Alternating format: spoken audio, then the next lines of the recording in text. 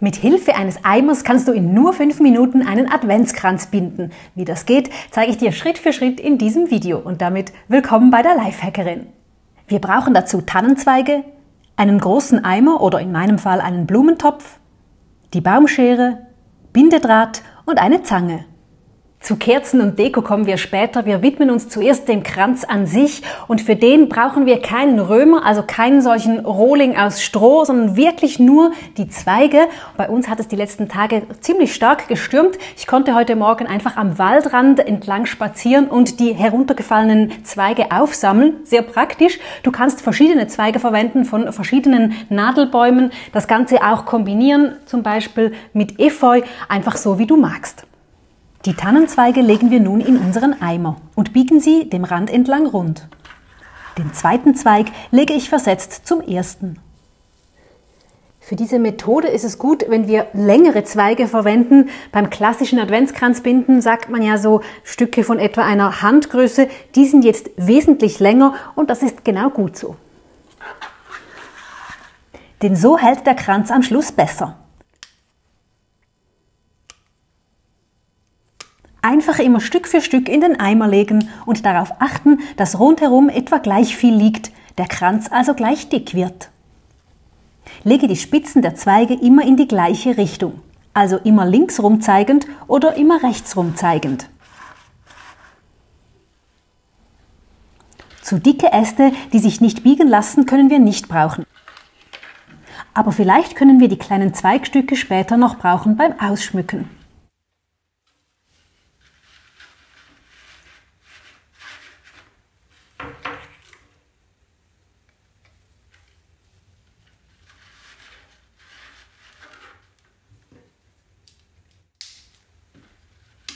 Und falls du dich fragst, wie groß dein Eimer sein soll, grundsätzlich wird dein Kranz außen den gleichen Durchmesser haben wie dein Eimer. Du kannst natürlich auch einen kleineren Eimer verwenden, dann wird auch dein Kranz kleiner. Völlig klar.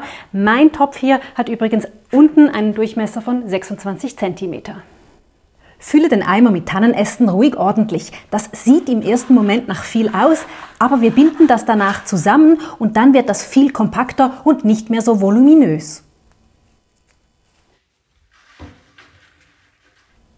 Nun schneiden wir ein Stück Draht zurecht und fahren mit dem einen Ende zwischen Eimer und Zweigen nach unten und ziehen ihn in der Mitte wieder hoch.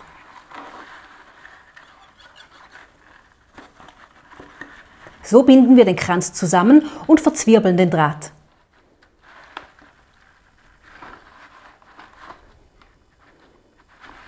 Die Drahtenden abzwacken und in den Kranz stecken, damit wir uns später nicht pieksen.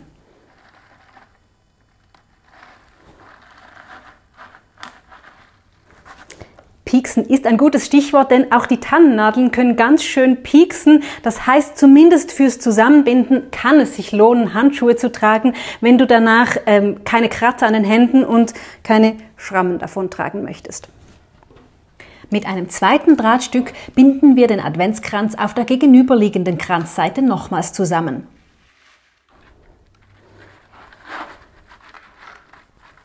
Anschließend wiederholen wir das links und rechts nochmals, sodass wir den Kranz an 4 Stellen zusammengebunden haben. So, und nun das Ganze aus dem Eimer heben und tada! Wir halten einen Kranz in den Händen. Der ist jetzt noch nicht perfekt, aber wir haben ja auch noch keine 5 Minuten gebraucht. Überstehende Stücke können wir nun in den Kranz stecken oder abschneiden.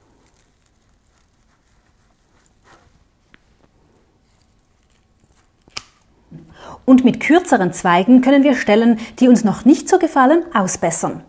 Falls der Kranz noch zu locker ist, kannst du auch nochmals mit Draht nachhelfen.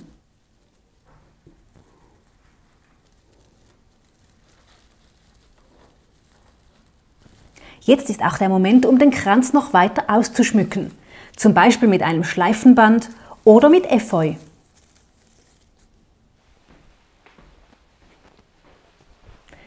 Ich persönlich mag es schlicht und naturbelassen, aber was natürlich noch fehlt, sind Kerzen. Die kannst du wie bei einem klassischen Kranz mit solchen Kerzenteller befestigen oder auch mit solchen Befestigungsstiften.